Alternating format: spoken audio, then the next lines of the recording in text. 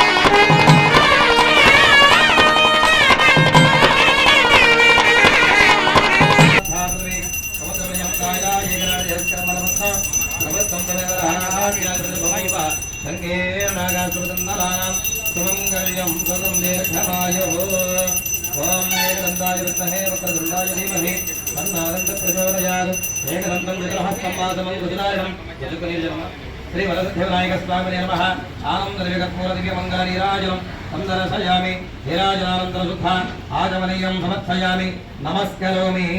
जय श्री वरदविनायक स्वामी वारी की, बोलो गजानन महाराज की, गणेश महाराज की, गणेश महाराज की, गणेश महाराज की, गणेश महाराज की, गणेश महाराज की।